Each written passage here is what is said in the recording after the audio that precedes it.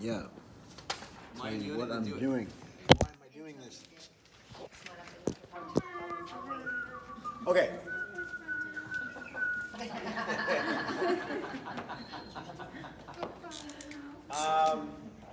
So as all of you guys know, I work with Active Life, and we've been kind of restructuring our workshop and our education. And since you guys saw the workshop here almost 3 years ago, things are very different. We kind of took a different direction since then, besides being more experienced, obviously.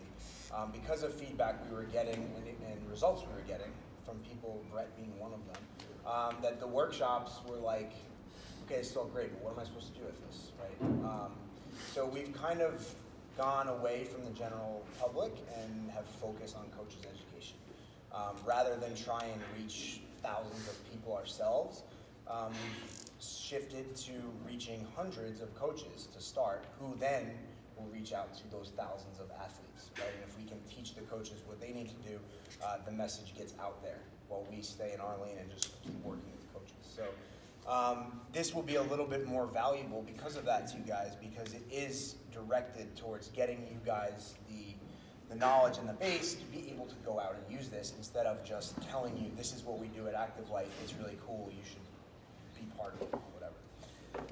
So speaking with David, I was working on this restructuring of the workshops and the lectures, etc. I've been practicing them myself. I tried to offer them to the member base, but because of timing and maybe it's a little bit above their heads, there hasn't been much interest. So we figured it would be valuable not only for me, but definitely for us as a staff to kind of go through this and touch base. Again, for those of you guys who have already heard this stuff before, because it has changed quite a bit, and it is pretty valuable stuff. It can be useful.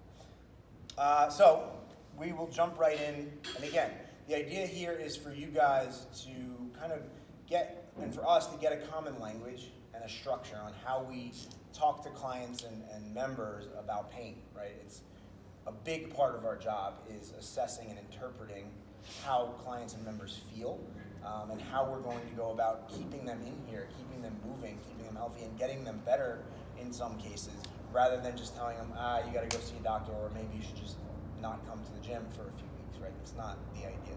So it's empowering us as a staff to be able to have these conversations and to have it be consistent between all of us, so we can keep people in here and not have them going elsewhere, and also actually get them better ourselves. So that's the idea. All right, so we're going to start with relatively broad idea of talking about what causes injury and pain, right? Anytime there's been pain or injury in the history of mankind, it's been a violation of load versus capacity, which is what we're going to talk about first, right? So if somebody gets hurt, if somebody's feeling pain, there is an excess load relative to their capacity, right? This dotted line is going to represent our hypothetical capacity, okay? Anything that happens above that line is going to result in pain and injury. Anything that happens below, we're good to go, right? There's going to be a couple blocks here. I'm going to start with 3 that represent loads that are placed on our hypothetical athlete, client, etc. And they build and get closer to the capacity, right? First 3 blocks exist before the day even starts, before we do anything, right? So we're going to talk about those first. First one is anatomical defects. Okay? This is past injuries, pre-existing conditions, right? And they might be things that you're aware of, might be things that you're not really conscious of, right? You rolled your ankle when you were a teenager and you kind of played through it and it never really healed right. Okay, you've herniated a disc, which most likely everybody in this room has. A torn labrum, something like that, right? It's healed, it doesn't really bother you anymore, but it has changed your anatomy somewhat, right? Your body manages it one way or another, but it's there, right? So it's a change to your anatomy, okay? That's a box on the bottom. Then we move up to our stress, diet, and sleep. A lot of you guys will also refer to this as basic lifestyle guidelines, right? The OPEX term for it, right? All the things that you do, mostly outside of the gym, right, that contribute to your ability to recover from from whatever load is placed on your system. Your overall stress, mental, emotional, as well as your physical stress, whether it's in the gym or outside the gym, right? Your diet, what you're eating, how much of it, and how you're intaking it, right? What your kind of nutritional hygiene, as we would say, right? And your sleep, how much of it are you getting, what's the quality, is it regular, when is it happening, etc. All of these things represent our ability to recover from all of this stimulus. It's essentially a hormonal profile, right? Or looking at our nervous system, etc. Okay. After that, we've got our functional diagnosis. And we used to refer to this as our soft tissue function. So it's kind of another way to think about it, right? Your ability to move in and out of positions, to perform movements, and to produce force in many different directions, different body parts, etc. All those things are represented there by that box. Okay? So these three things exist when the day starts. Cool. So we've already got this much of a load on us to begin with. Keith, would that Yes. be like your passive and active range of motion? Absolutely. Included in- Range of motion, That's what I was yes. gonna ask, yeah. Passive, active, strength balance, all of that stuff, right? Your ability to do things, essentially.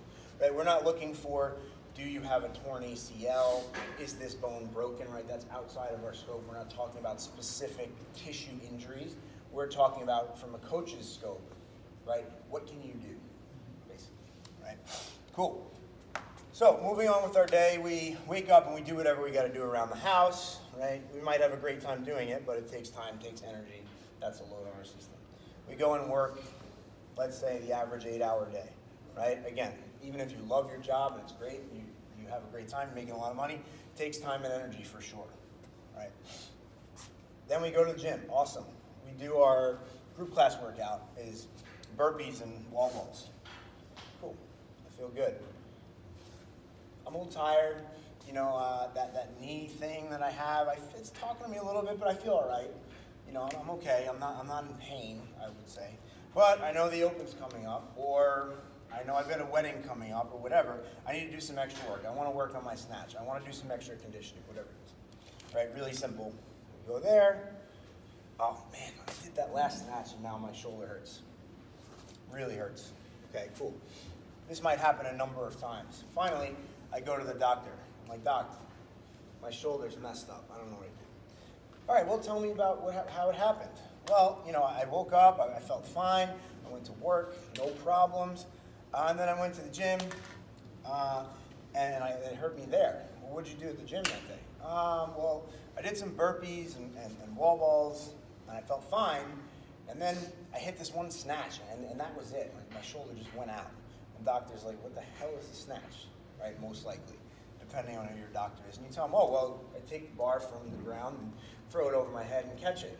And the doctor goes, how much weight were you doing that with? Oh, I don't know, like maybe 75 pounds. Oh my God, you're throwing 75 pounds over your head? Oh, well, just don't do that anymore. Cool. Yeah, that solves the problem, right? That solves the doctor's problem, right? The doctor is do no harm, right? That's their basic function. They want to keep you from hurting yourself. So telling you not to snatch, you might not hurt yourself anymore. Great. Okay. The problem with that is it doesn't solve your problem. Your problem is you want to snatch, or you want to do muscle ups, or you want to play basketball, whatever it is part of your wants and needs, right? So these three boxes here are pre-existing conditions that we already deal with. Can't do anything about that, right? Everything else represents our wants and needs. We want and or need to do those things, okay? People are coming to us so that we can help them do those things more comfortably, improve their quality of life, stay out of pain while they do it. The doctor's trying to eliminate them. We want to help these people have room under their capacity line to do more of them and to enjoy doing it. So how can we do that?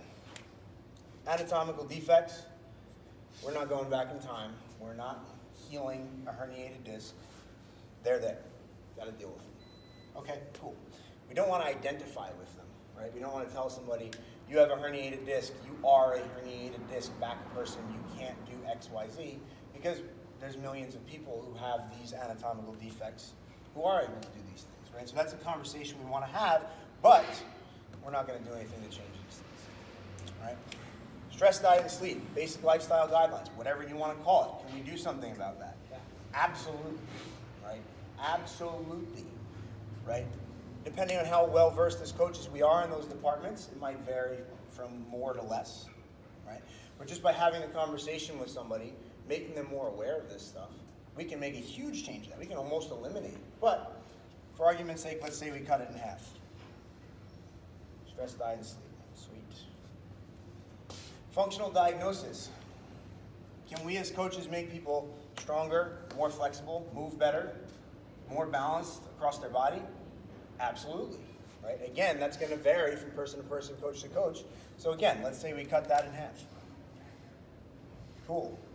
Look how much more room we have now, right? This is very obvious for us, right? But this is something that explaining to the average person can be very groundbreaking, right? So now we have all this space. We do what we need to do around the house. We work our 8-hour day. We do our burpees and wall balls. We do our snatches, and look at that, we're not in pain anymore, right? So it's not that one snatch. It's not snatching in general that messed up your shoulder. You don't necessarily need to never snatch or never play basketball or never whatever it is that you want and need to do, right? Because we took care of all these other things and made room for it, okay? People have that idea that, well, I went out and I drank 20 beers and I was totally fine, and then I drank one shot of tequila and I threw up. I'm never drinking tequila again. I'll drink 20 beers all the time and no problem, right? It's not the tequila shot, it's the 20 beers that you had before it, right? And it's obvious when you look at it that way. But this is how people think about it when it comes to injuries, right? I'm not sleeping. I've already got this shoulder, this torn labrum. I'm not sleeping, I'm super stressed, I eat like shit, and I'm not that flexible, but I want to do all these things and bang, right? And they want to say, oh, I need better coaching on snatching. I need to get on the foam roller, I need to stretch on bands, blah, blah, blah, blah. No, you need to take care of these things first, and that will create the space for that, right? Cool, so we take care of that stuff. I feel great, and now I want to go away for the weekend, and I party and go hiking, and it's a wedding, so I train really hard to get fit for it, and bang, here I am again. Stuff didn't help me at all, right? Well, it did, but now I want and need to do more things. So how else can we make space here? Attack from the other side. Take that and bring it here. Increase their capacity. Can we as coaches do that? Absolutely, that's our job, right? Progressively, over time, we want to increase capacity to create even more space for these wants and needs. So it's kind of a twofold approach, right? Take care of the base stuff, that functional diagnosis, that stress, diet, and sleep, the things we can control, right? And over time, progressively, increase that capacity, and now we've got so much more space for our wants and needs, okay? This is the conversation you can have with the average person who's like, I need you to watch me do this movement because it always hurts when I do it. Or my doctor said I shouldn't do this. Or they're saying, I don't like my programming because I think I need more X, Y, Z. But they're not taking care of any of this stuff, right? It's very hard to have that conversation. But when you can show them very clearly the effect that it has, right? That they're constantly in pain because these things exist. Let's start by knocking these things down. And then we can work to raise this, right? That kind of gives them the idea, oh, okay, this makes sense. It makes it a little bit clearer for them. Questions on that? That's basically that idea, right? So, again, pretty straightforward stuff for us as coaches for the most part, but this is just a way to more clearly explain it, right, to the average person. Can I ask a quick question? Yeah, go ahead. Above the functional diagnosis, can Yes. you just, again, explain what those... Yeah, so, I mean, it's just what you do. It's just life, right? So, like, you sit in traffic. It sucks. You gotta cook your food, right, for the day or for the week or whatever. Then you gotta go to work. Then you go to the gym, and then you do your extra stuff at the gym. And that's the time. And that can be whatever it is for that person, arbitrary, right? But it's just stuff that we do. It's our wants and needs. Good on that stuff? Yeah, David. So you talked about kind of decreasing these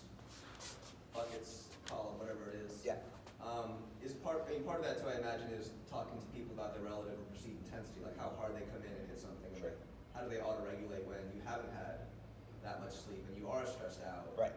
You know, and I think that's where we have a lot of control, especially in the group format, where it's like, you know, having that conversation at the whiteboard, generally, like, you know, peppering it in, where it's like, remember guys, if you feel like shit today, you don't need to, you know, be a hero.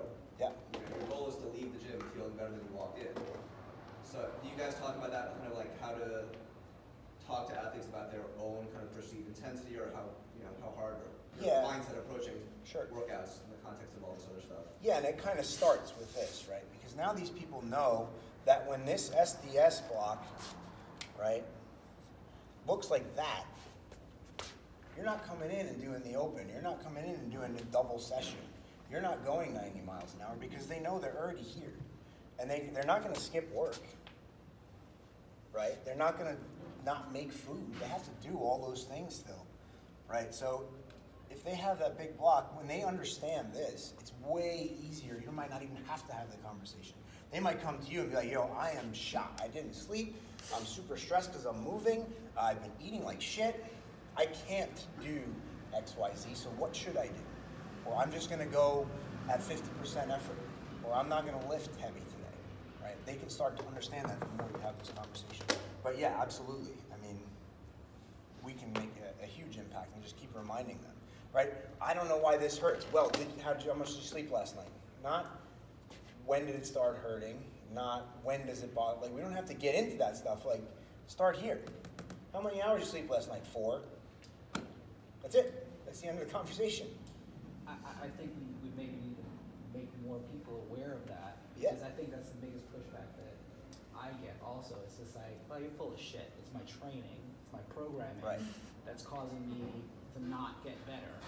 So what if I don't sleep and I eat McDonald's and stuff like that? I think more awareness needs to be like brought to that. Totally.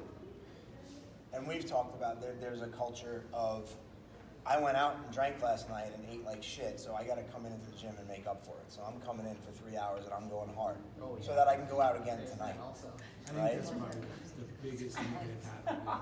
Yeah. Or at least the most common one. It's so widespread. That like compensatory, like, you know, I'm paying penance for what I did. Totally. Punishing yourself. And now exercise is a punishment, right? It's like the kid who has to run laps because he screws up in gym class or whatever. The kid's gonna hate exercising for the rest of his life, right? It's the same idea. I think another thing that I get really present to with this is doing more of it, and also just bringing it into frequency, having this conversation frequently, because the other conversation has been happening for so long, particularly from authority, the medical community, of just no, it's this thing that you're doing, that's what's causing the problem. And so people's story about that is so strong. Yeah. That it's having the conversation, but having it kind of, bringing it up, but then bringing it up over and over, and just really, Right? Like, how many of you guys see this posted all over Instagram? By members, by companies, whatever. It's not a good formula, right? That's not how it works. 100% every day. No, absolutely not. Especially not when you're not supporting it, right? So, like you say, and that's why this is huge for us, because the more consistent we are as a staff, and the more aware of this, and the more it pushes out there, that's how the culture and the mindset starts to change, right? So again, that's what I mean by we get this, right? But if we can all speak this language and have this conversation on a regular basis, it starts to become the norm, and then everyone starts to get it. Then people aren't pressured to be like, I gotta go hard because everybody's watching me and I'm putting my time up on the board. It's like, no, everybody gets that I'm screwed up and I have no business going hard today. That's just the way it is. If only you were that simple. Well, yes, we gotta start somewhere. And that's here, I think. We need Brittany's degree. Yeah. Yeah. Yes. Well, yes, that's the other aspect of it, right? And that's the part of this block that maybe is outside our scope if we get to that point. Can be, right? I was gonna say, one way to maybe incorporate it is because, I was mind blown, like you said, we kind of know this stuff, but the day we asked, the question of the day was how much did people sleep last night? Everyone was 6 hours max, and I was like, you guys are in here doing Metcons every day on 6 hours of sleep. I don't Metcon when I've had 5-6 hours of sleep. Like I change my programming depending. I You know what I made mean? a joke of it, but I was like, half of you guys should just go home. Yeah. I was like, Right. just go home and take a nap. Like, It was what are you so doing like we here? could always like I don't know. Like I read a whole book on sleep when I was sleep deprived last year, and my hormones got all messed up. And Why like we sleep? yeah, it was so good. Right, But and it was that's like, we the could problem question with- of the day, and then like I don't know, even just put like a stat on the board, or like I don't know, pivot the conversation off of that potentially. Yeah, Just no, a that's thought. absolutely the truth. And like, I've had conversations with a few, that's like the Instagram thing, or even within the gym, they're like, well, Katie's doing this, and Brett's doing this, and they're doing this. It's like, you are not them, right? You don't have you don't know what they're doing here, you don't know what they've done for the last 10 years, right? So understanding that this is individually based, it starts to help as well. Not thinking that you need to live up to what everybody else is doing, this is part of it. Right, just knowing your own place and knowing I only slept 5 hours last night, so it's okay for me to say, because when everybody else is thinking that way, it's a lot easier for them to think about. There's so much pressure in the CrossFit culture. It's like 110%, blah, blah, blah. When it's okay to be like, no, I'm not there, then it's more people do it.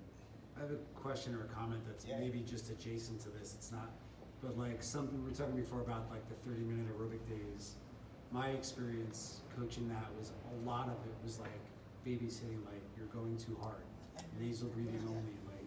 Yeah. So, and this is more of just like a conversation that goes beyond today, but how do we move even more in that direction of like, yeah, this is a recovery day, so use it as recovery. It's not like sprint, stop, sprint, stop. It's like, move for 30, 40, 60 minutes at an aerobic pace. I don't know if you guys coach those classes too, or like the aerobic interval days, like this should be consistent, like There's always at least 201, 202, 201, 202. There's always Then one. again, I said at least one. I would Is say it? in the morning classes, there would be like 2 people that, always like. Yeah. I can hear you breathing right now. Yeah. Yeah. Yeah. Like they get the rower going and the wheels Right. like Also, so just loud. like the look. Sometimes I look for like just how their faces. Their face, yeah. They're just like you can see they look like they're getting fucking chased by a dog or something. Survival mode. Yeah, but you're joking, but that's literally what what it it is. is. And like the hormonal cascade, and the Absolutely. response to that is really intense. I like that idea of putting like a fact or something up on the board. Like a Shame people. That's what it is, it's Yeah. education. But like, and you could base your question of the day about it and then be like, on that note, this is what you If should we all be have the Zen about. planner app, we can just uncheck them from class. How much sleep? 5.5 hours, you're out. Well, Wait, 5.5, but did you wake up? Yeah, how many times did you wake up? Oh, that's like, even less. how late did I'm you feeling eat? really guilty about my own. Is this the life time right you now. normally wake up? And Today I was like, I shouldn't work out. All right, so yeah, there's way more we can get into with educating people on energy systems and hormones and nervous systems, etc. So that is, but the start is to educate them, right? All right, so moving on with the specifics. Sorry, one last. Go ahead. You and your time stuff. So, with this model, this model is describing pain. Sure. Pain and injury. Yeah. I mean, this is all super important. Obviously, no one's like arguing that any of this is all not an accurate kind of model for how someone's cup might run over. But I also see it as like, when we're talking about specifically musculoskeletal pain and injury, the lever of like how your technique is obviously kind of the sharpest, in my opinion, one of the sharpest blades in that toolbox. Like, I might be sleeping well, I might have no stress, I might be feeling great, I'm managing my volume intensity, I come in and I do a bunch of kipping handstand push-ups and now my neck hurts because I was crashing out of my head. So like, I just want to be conscientious of, when someone asks you, like, this is good stuff, this is great stuff, but like if someone's like, hey, my X hurts, to play devil's advocate, someone's like, hey, my X hurts, I'm like, well, you're not sleeping enough. No, Like, sure. well, I just crashed on my head 45 times. Like, that had a factor. I got 10 hours of sleep last night. So I just think it's important to kind of put this in a bigger perspective and what we're able to like immediately address within a group class. Or can you speak on that a little bit? Or? Segue to a quick, is another lecture that I don't have in for today, but whatever.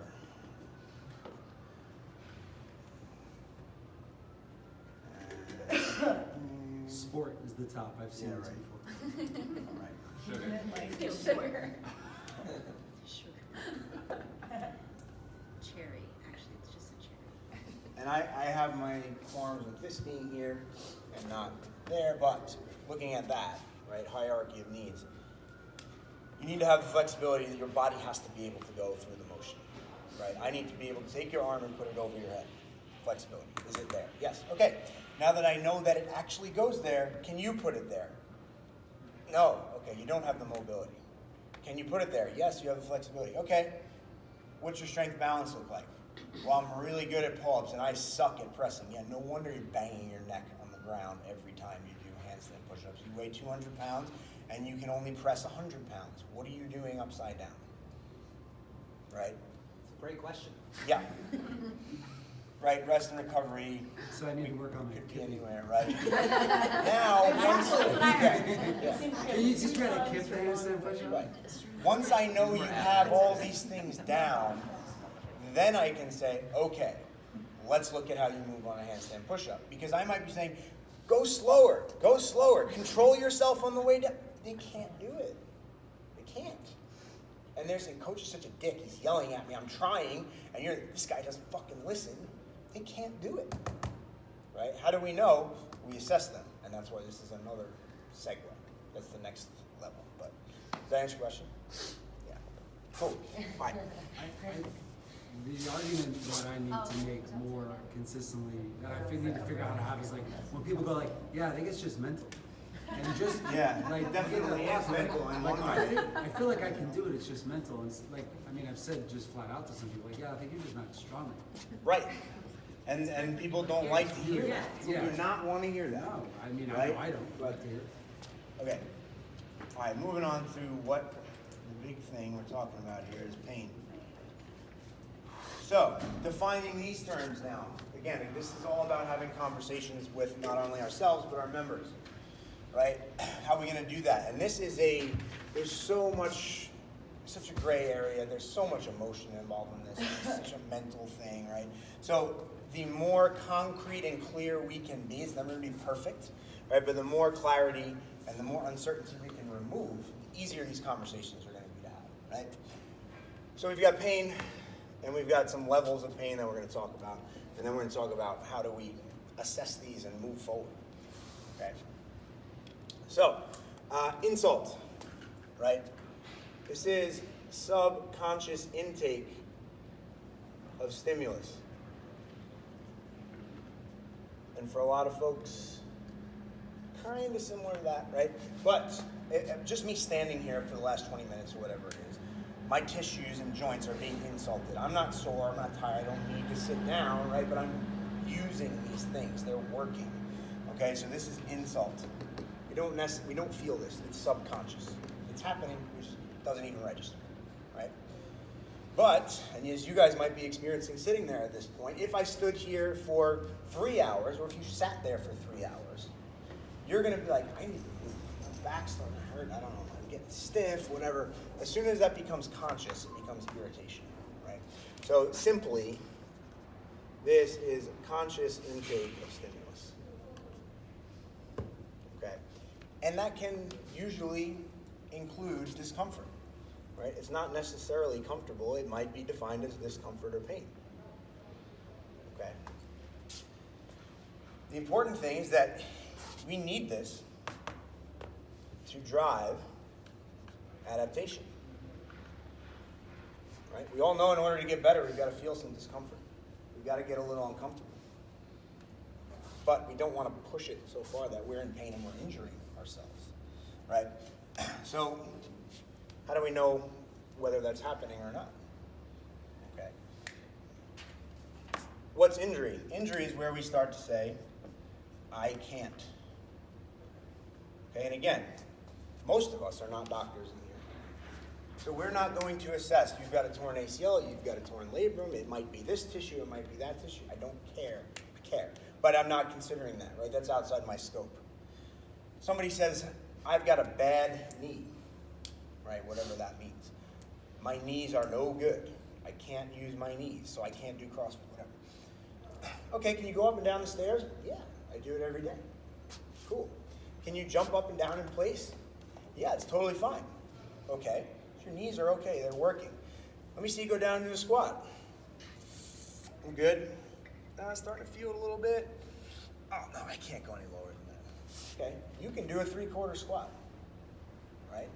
You can jump up and down in place. You can go up and down the stairs. You don't have bad knees. You have a full depth squatting injury. You can't do a full squat to that depth.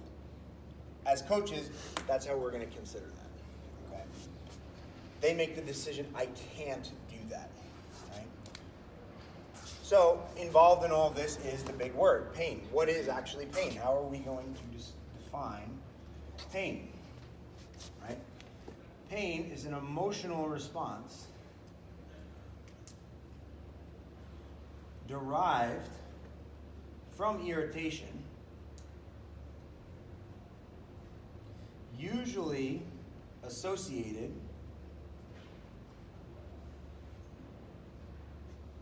with uncertainty. Okay? Emotional response derived from irritation, usually associated with uncertainty. Okay? How many of you guys have ever hit your funny bone on something? All of us, right? Fucking hurts. And the pain is so much. But we're like, I hit my funny bone. What am I doing? God, son of a bitch. All right. 30 seconds later, we're back to normal. Imagine you'd never done that before as a full conscious adult. And all of a sudden, you felt that pain. Oh my God, what did I do? I broke my elbow. I tore something. I got to go to the hospital. I freaked the fuck out, right? And for the rest of the day, I'm like, oh man, I don't know what I did to my elbow. I hope that doesn't come back, right? The uncertainty, right, drives the reaction a lot of the time, okay? So that's why there's so much gray area and there's so much uncertainty with this. And it's so emotional, it's so specific and situational, right? So having these conversations and what we're going to talk about in a second is how we're going to be able to control this, right? Similar thing is with migraine headaches, if any of you guys have ever had one. I had one for the first time like a year and a half ago. David might remember this, I think Katie remembers. I was on my way here, and all of a sudden I ran up into the office and just laid down and was Googling symptoms and was like, I'm having a fucking stroke. I gotta go to the hospital. So I'd never had a migraine. I had no idea what was going on. If I'd had a migraine before, I'd be like, this sucks. Let me sit down for 20 minutes. I'm probably gonna be fine later, right? So understanding all of this stuff is going to help us eliminate the uncertainty and have these conversations and kind of reel our members and clients and ourselves a lot of times back in when it comes to training. How are we going to apply this specifically? All right. Anybody need this? Okay. Cool. So how are we going to apply this stuff very specifically? First, scale of 1 to 10. We want to be below a 5. Right? Where are we crossing over this threshold? Where are we deciding, you know what, you should probably back off. You probably shouldn't do that. Or you need to keep working, right? For us as active life coaches specifically, and probably for you guys too, we might determine that somebody who has shoulder pain needs to press overhead more. And they tell us, I have shoulder pain when I go overhead. And they're like, Coach, I told you my shoulder hurts when I go overhead and you're giving me overhead presses. Yeah. Coach, you don't listen to me. I told you it hurts when I go overhead. Yeah, it's supposed to hurt. Fuck this guy, I'm not listening to him. He doesn't care about it. He's a dick, whatever. No, it's under a 5 on a scale of 1 to 10. That's irritation. We want that because it drives adaptation. It's going to be fine. Just take a breath. Think about it. Is it between a 1 or a 10? Oh, it's like a 3. Yeah, okay, we're good. Right? So, scale of 1 to 10, below a 5, good to go. Right? And this is very important for people who have chronic pain that are constantly like, Coach, I want to squat, but it hurts my knees, and I don't know if I should do it. Should I do it or not? And you're like, I don't know. I'm not there watching you. I don't know what you're feeling. Real simple. Every time you squat, I want you to rate your pain, or even before you start your workout, rate your pain 1 to 10. If it's below 5, tell me. You're going to do something different, or we're not going to do that. If it's below 5, go ahead. I'm fine, right? So first thing, scale of 1 to 10, we're below a 5. Second thing is as you go, it stays the same or gets better. So once we know it's below 5, as you keep going, that hurts. It's still at like a 3. Still like a 3. You get through your 10 reps. Yeah, I'm still at a 3. Okay. Oh, actually, by rep 7 or by set 2 or by set 3, this feels better. Good. That's what we want. Okay, that means you definitely need this. All right, so under a 5, stays the same or gets better through your sets. 3 work. Third, it stops when you stop. Right? Doing the pressing, it's 3, it's 3, it's 4, it's 3, whatever. Put it down, shake it out, wait 20, 30 seconds. Oh, it's gone. Totally fine. Good. If it persists or gets worse once you stop, no good. Right? So we go through these 3 things. Lastly, 24 to 48 hours later, it's not worse than it was before the workout. So sometimes it can happen that somebody's like, no, I'm good. It hurts a little bit, but I'm good. I'm going to push through this. And they're like, yeah, it hurt me a little for the rest of the day, but I'm all right. And I woke up the next day and I put my arm over my head. Now it hurts so much. I don't know what we did. Okay, then we need to adjust. Then we need to think about what we're doing here. We're overloading. We're doing the wrong thing. But if it's the same or even better, 24 to 48 hours later, we did what we need to do, right? We're living here, which is driving that. Even though there is a little bit of this, we're getting rid of that, right? We're removing that uncertainty. We're telling them it's okay if it hurts a little bit. We're doing what we need to do, okay? So that takes out that worry that they're having. I don't know if I'm doing the right thing. I don't know if I want to do the right thing.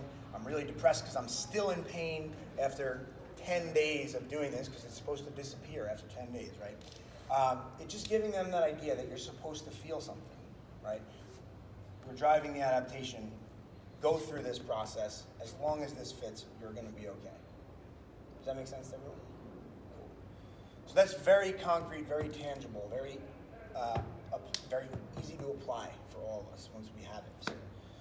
And it takes away some of that emotional worry, right, from when we are working with people who are in pain. And in group class, it's really easy.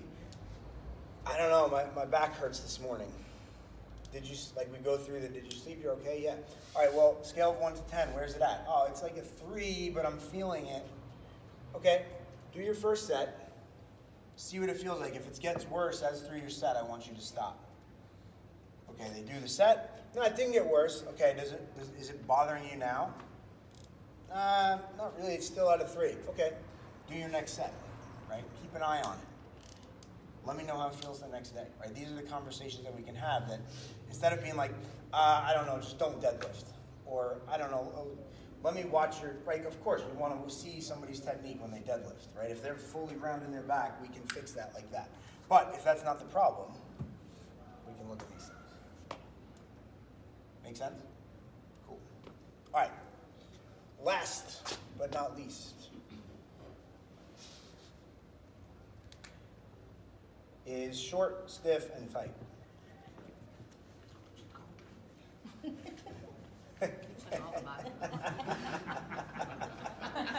Wow. That was really good. I mean, it's not true. All right. So let's find out if it is true or not in our terms, right? These things all have different meanings, okay? And again, we want to be able to clearly define this so we can have these conversations with each other and with our clients so we have more clarity, less uncertainty, more compliance, better results, etc. Okay? Tight. How many of you guys have clients or even yourselves come in and start moving around and you're like, oh man, my shoulders are tight today. My shoulders are tight, right? You still the best team too? Yeah. Fucking shoulder. Yeah, right. And the word they want to use is tight. Okay? And they're not wrong. It feels tight. Okay? But how many of you guys, or at least I know, yeah, my shoulders are just tight. Cool. Your shoulders are not, whatever you want, right? But they're over in the corner stretching, foam rolling, because their shoulders feel tight. There you go. All right. Tight is a sensation. It's what they're feeling. It's a description of how their shoulders feel. Okay? It's a useful word, maybe, for them to use. That's fine, right? But it doesn't really tell us anything. okay, over how we're going to go forward or how we're going to discuss this. Okay. Short is an actual decrease in length of a tissue. Okay? There's a physical change in the size or the length of a tissue. You tear a hamstring, right? Fully tear that muscle. I'm not talking about like you get really sore because you did a lot of deadlifts, but you tear that thing, right? It's going to heal itself and come back physically shorter. It's changing the length of the tissue. Okay? Baseball pitcher gets Tommy John surgery, right? They go in and take out part of his leg, put it in his elbow. That structure is now shorter. It has physically changed. All right?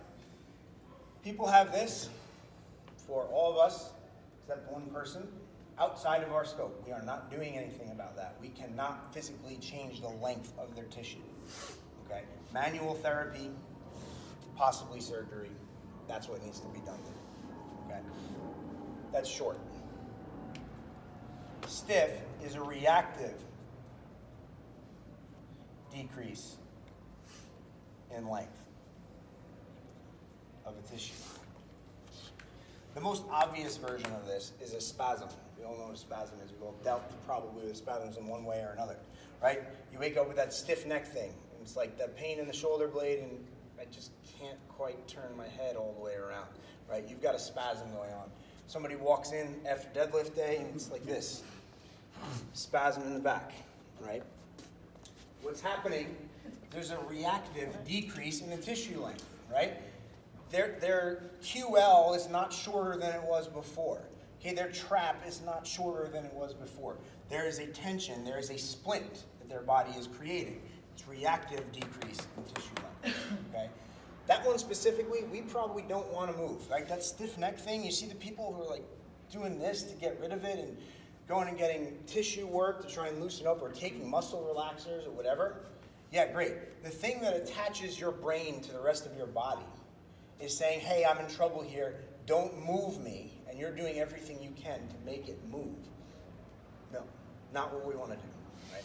Specifically, that spasm. But you have the person who comes in, and you're like, touch your toes, and they're like, hold on.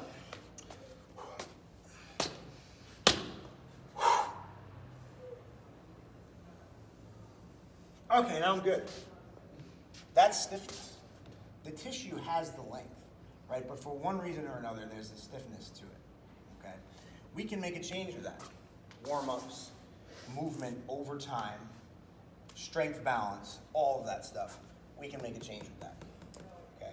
So determining whether tightness, the feeling of tightness, is caused by an actual decrease in length, the shortness of the tissue, or reactive decrease, which is stiffness, is going to decide whether we're going to say, I got some eccentrics for you, I've got some holds for you, I've got some movements for you to do, try this, try that, try this, or go see Katie, go see Leah, go see whoever it is, right? We can make that determination between those two different things.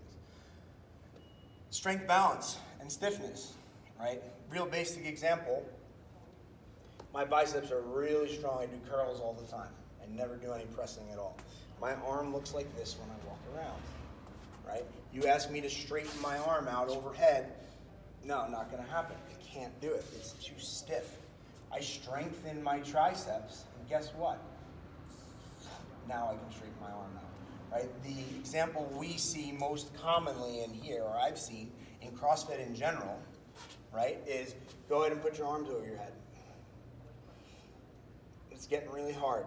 It's getting really hard to do this, right? And then I come in and push their arms together. Whoop! It goes. Guess what? They can do 15 strict pull-ups. They can't high pull 15 pounds, and they weigh 220. All of your musculature is pulling everything down. You're weak as hell going in that direction. So guess what? You can't get there, right? You stop doing pull-ups for a little while, or at least back off. You do a ton of pressing. You do a ton of high pulling. You get stronger, relative. And now, oh, wow, now I can get there. It's not so much work anymore, right? That goes back to that flexibility, mobility thing. Relative stiffness imbalance, right? That's where strength balance can actually affect range of motion, okay? We we can make a big difference on this over time. But the language is important, that we know what we're dealing with, we know what we're talking about. Questions on that stuff? Cool, go ahead. More so just a comment. Yeah. You share this irritability rules with me thing. I think another thing that would be just good to add to that is when they don't do something is if it's causing a compensation in the movement. Sure. So, meaning, like, So I'm under 5, yeah, right? But I'm shifting to one side regarding, when I squat. it goes with it, yeah. Yeah, you know what I mean? Yeah.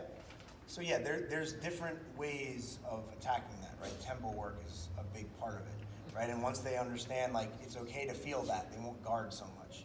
I want you to lean into that. You're gonna move really slowly and you're gonna lean into it. Or eccentrics in general, right? Or holds in that position, right? Part of it is physically getting them the ability to do it again, but a huge part of it is getting their body to stop guarding and their nervous system and mentally to be like, no, it's okay to go there. And if I feel the tiniest little thing, like a 2, it's not the end of the world, right? And that's the emotional side of this, right? Going back to that funny bone thing, it kind of works the other way, right? If somebody has a history of chronic pain with a certain joint or tissue or movement as well, and you ask them to do that movement, oh, I felt something, I'm not doing it anymore. Like, you're supposed to feel something, you're exercising, right? The slightest little thing Should is I going to feel this set in my right. back? Yeah. I'm feeling this Where in am I supposed to feel this? Yes. The answer is yes. It's a tooth exercise. Yeah. Taking my shirt off. So, I think I know what he was trying to say with just like the wording is for going from the opposite end, the person who isn't afraid, like someone like me, for example, who has no idea. oh, I'm just going to Where- get through it. Right. So like the way that I've worded it in the past was if you know you're a 5 out of 10, you're not compensating your movement pattern, so you're not approaching the Right. I can't. Okay, yeah, So if yeah. you are feeling a lot, but you're not sure and you're starting to compensate, then that's when you're getting into that 6 Yeah. range. Right. Yeah, that's another way for, like, the opposite person to diagnose, right? Like the hard-headed, generally competitive athlete, like, I'm going to push through. Well, then why does your movement look like shit? Like, video yourself. Look at what you're doing. You literally can't do the movement. You are above a 5. That's injury. No. Right? That's not where we're going. Yeah. I have a question. Yeah. I don't know if you can answer this. From the active life perspective, say if you have somebody that's like, you know, my shoulders bother me, they're at a 2, you're like, oh, I think I want you to press. Other than just assessing throughout their time doing the exercise, do you feel like there's a way to predict, like, is there some other cofactor where you're like, yeah, we probably shouldn't do this because it's going to lead to a 6? Like if I've got, I don't know, if super space is really impinged and I keep trying to put myself overhead, I might take myself from a 3 to a 6 or a 7 or 8, Right. like quickly. Yeah. Is there, other than just like checking in, where's it at now, where's that now? Constantly Yeah. having the conversation, right? And that comes, like, if somebody is that person, if they have seen somebody, it's like, you know, have they been cleared to do that movement by Kate or whoever it is? Then as a coach, I'm like, okay, I know you're okay to do this movement.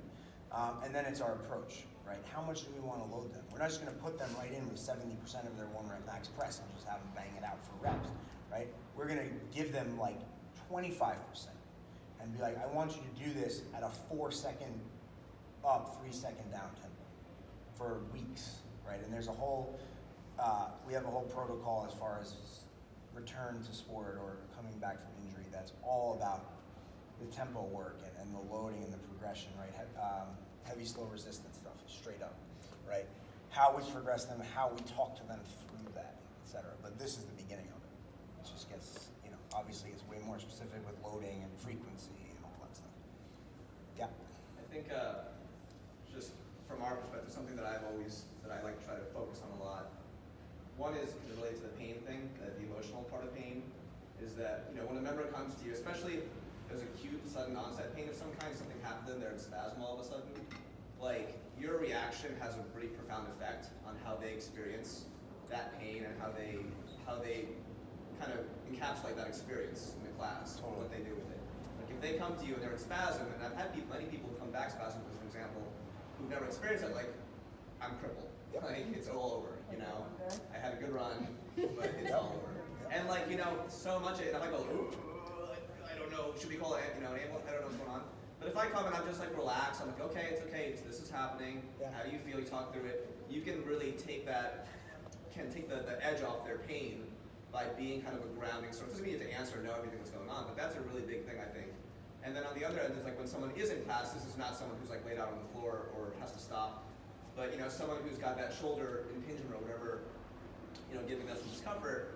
I find it really helpful to talk about the intention for their training, to shift like, okay, you're not here, it's press day, your goal is not to get stronger today, your goal is to get some blood into your shoulder and maintain or decrease your pain, whether that's with the dumbbell or with the light barbell or whatever. And I find that, again, a lot of people come here, we talked about earlier, they're stressed at work, they had a shitty night of eating, they want to come in, they want to reverse that, they want to hit a workout hard. So I think a lot of times it's important to reshift their intention for why they're here and what they're trying to accomplish with that particular movement. So if they're doing a 10-pound dumbbell, they don't leave being like, I didn't really get a good workout. Yeah. They feel like coach gave me a new intention Absolutely. to work on. I think that's important too. So they feel like their time here wasn't quote unquote wasted Right. if they had to do something that's different than everybody else, for example. For sure. Yeah. And the first part of what you said there about our reaction and also our language, people tend to identify with diagnosis, right? I have a herniated disc. My back is fucked. I can't deadlift ever again. And some doctors will literally tell you this, which makes it even worse. I think the majority. Right, because now that's in your head, right? And if we can just say, hey, your back, you've got a little disc irritation. Whoa, it's a little pissed off. It's angry at you. You need to back off a little bit, let it heal. In 5 to 7 days, you're gonna feel a lot better. It's gonna feel like shit for the next 5 to 7 days, but then you're gonna be a lot better. As opposed to, oh my God, you really messed your back up. It's probably a herniated disc. They're done, and they don't want to come back here either, right? But yeah, it's 100% our reaction and the language that we can use it. And this is such a great term to use with people because it's not that kind of like death sentence. It's like you're a little fired up. It's okay. As soon as we start diagnosing and putting labels on things, people go on WebMD and it's like, oh my God, the recovery for this is 3 years or it's never recoverable and surgery and blah blah blah.